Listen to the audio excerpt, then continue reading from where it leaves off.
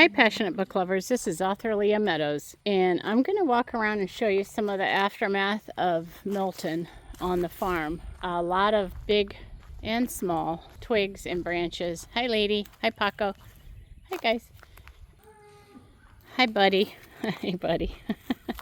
Can't come out here without saying hi to them, they're so friendly.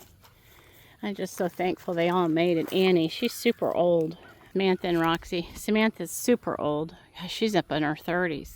And Annie, she's up in her 20s. I'm not complaining. I'm very grateful. I just want to show you what some of the things the storm did. This is nothing here. This is just little stuff here that has to be picked up.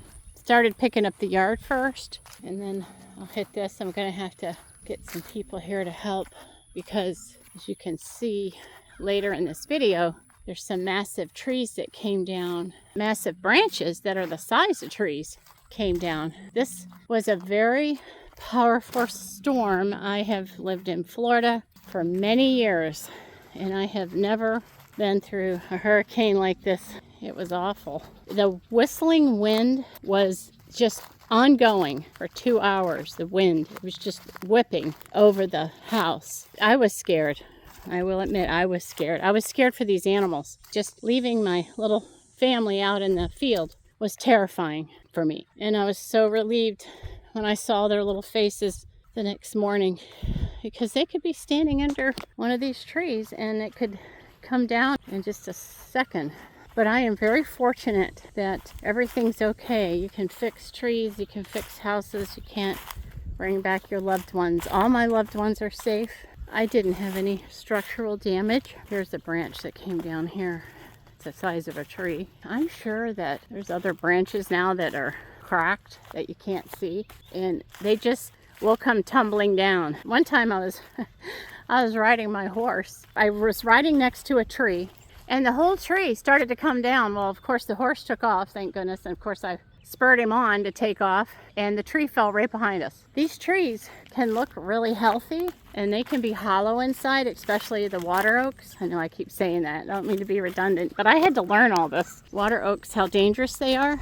They can be full of green leaves, and they can be hollow on the inside. So the tree cutters have to know what they're doing to cut these trees, because it's a dangerous job. There's a huge branch there, size of a tree.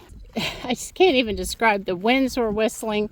It was, of course, at nighttime. You can't see anything safe outside. You can't see if an animal's injured. You don't know if something fell on one. And then I look at the people that are still stranded in Carolinas, some in Tennessee, of course, now in Florida. And I'm praying for them every day.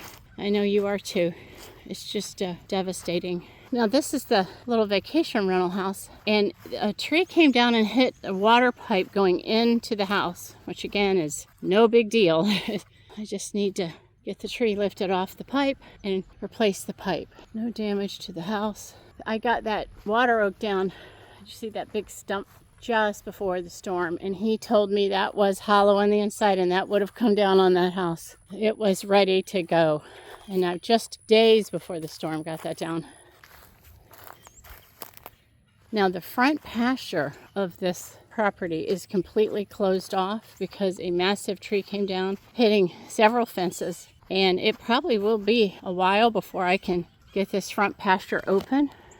Again, it's not a big deal. The animals have 30 acres. This is just cutting off about 4 to 5 acres. So it's not going to hurt anybody. I'm surprised some of these didn't come down. That one's just about dead. That just came down like a toothpick. Huge tree. Looked healthy. No sign of anything. That part looks unhealthy. I can't get out to this pasture, but there's several trees down. One up there is broken in half. Several trees down up here. I think a total is about 30 trees. 30 trees came down because they're on that other rental property. A lot's over there.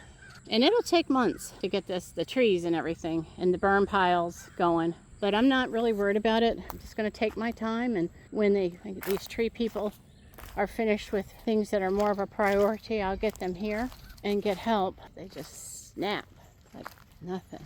I have a friend that her house flooded like 5 feet. 5 feet of water in her house. That's just a nightmare. That was a huge tree. Gosh. I'm glad that like this pasture doesn't have a lot of trees anymore. To be honest, I don't want a lot of trees anymore. When I moved here, I thought trees were beautiful, and they are beautiful, but too many on your property are weapons when you have animals. They're not pretty like they used to be. When they're on your property, they're weapons. Wow, that was actually the neighbor's tree.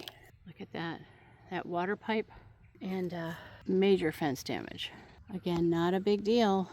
Not a big deal. Just going to keep this pasture cut off and get to it when I get to it. It may be months. It may be months. It just is what it is. And other people have a priority. We have to let everybody have the tree people, the help they need, because I can wait. I'll probably have to cap that water off so I can get water in this house and then go back and fix that later. But that's really a simple fix. I can even actually do that. So that's a walk around this top part. I'm going to go to the back part next. That rental has several trees down, but they didn't do any damage over there, and I can just get to it when I get to it. This is it has to be picked up because this house will rent, and I'll get the water going on it. Got electric yesterday, about 3.5 days without electric, but I did have electric because I had a whole house Generac. I was scared because Rudy has insulin and it has to be refrigerated. I didn't care about the heat or anything except for him. He has to have his insulin. And the bad part is he has seizures, so I can't even take him anywhere in the car. So it was really scary. Scary. I am very lucky that tree didn't fall because this tree hit that tree in Helene. And it still got some of this tree's tree branches hanging off of it. And that tree is a water oak. And if that fell, it would have gone over the fence. Hi guys, there's Jewel and Cisco. It's so weird how like a day or two after the storm, it's bright and beautiful and it just goes, it's just crazy. JJ talking to Jeffrey. Jeffrey's upset today because he has to be in the pen because we're expecting a propane delivery to refill the tank for the generator. It's a strange thing that, you know, the next day or two was beautiful and sunny and hard to believe anything happened. Hey girl, it's me. So she's on high alert. It's me. Now that one is a pretty girl, isn't it? Her name's Tula with those horns. She's half Zebu, half Dexter. It's a good looking girl. But she is not friendly like some of the other ones. And I've never seen her charge after anybody, but she doesn't like to be touched. And she doesn't like strangers. And until she heard me talking, I think she thought I was a stranger in her pasture. I would not want to be somebody she considered strange. Good thing she doesn't think I'm strange. That's a bottom look at the tree. One of the trees that came down. Just ripped it out from the root and threw it down. I got a little bodyguard here, by the way. Don't mean to change the subject, but he just came up to stand in front of me to bodyguard me. Donkeys are bodyguards. They do that all the time. They will protect people they love. Are amazing. Yeah, it just ripped it and slammed it down. In the meantime, it took half the tree out next to it, and that tree looks like it's gonna fall. It's okay now, but that's a water oak. If it comes down, it'll come down away from the barn, so that's good. And that did not do any damage. It actually brushed against the side. Did not do any damage to that structure though. Hey JJ, are you my little guardian? You're my little guardian angel, huh? I saved you, now you save me. Is that how it goes? Yeah, that's how it goes. That's how it goes in the donkey world. Hi, Cody. Cody, flirting with the girls. Oh my gosh. Look at that.